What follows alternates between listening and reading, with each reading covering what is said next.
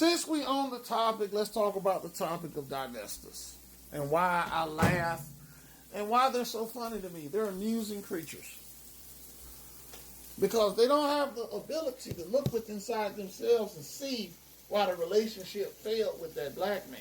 What we want to do is blame every other aspect of the relationship on the man and not look in the mirror at ourselves. It's some of the funniest shit I've ever seen. And usually when you look at the divestors, you realize that, okay, because of her anecdotal experiences, she thinks that all black men are the same. But we're not. We're not all scammers and all that old nonsense. And some of us have our own money and like to, do our own thing and prefer peace. And we believe in things like karma, which, comes back around. We believe in things like the Bible and the golden rule, which is treat people, how you want to be treated, basically. So we don't believe in trying to F nobody over. But in their minds, because they picked the wrong Negro to mess with, we're all the same. Then we go on this black man hate tirade, which, by the way, gets them paid. It gets them paid. It gets them paid for them to sit out here and spread hate on their own kind. And I just laugh at it. Because if it wasn't profitable, you wouldn't be doing it. And then, like I said, with the relationship point, they refuse to look in the mirror and see what was wrong with themselves. Why that relationship failed. Because it can't be every black man's fault that your relationships with them failed. There has to be something going on. So they try to divest, go over to the other side, sit there, call them pick-niches and all that, and they thinking that their relationship or situation is better, standing there with their hands out. Brad is like, well, you know what? I'll take advantage of the situation.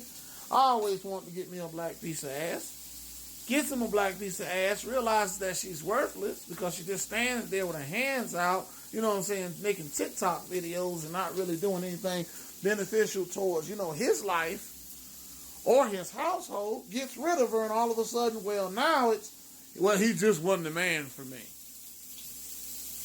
Or these promotional relationships where they're always out doing something. They're always out enjoying life and this and that, but they don't tell you behind the scenes what they had to do to even get that, or, they never really show you the real relationship side, like when shit gets real. And usually when shit get real, divesting women, they bounce. They're out. They're gone. Road runner on to the next one that'll feel foolish enough to take her on. It's funny to me. That's why I laugh. I don't get mad at these women no more.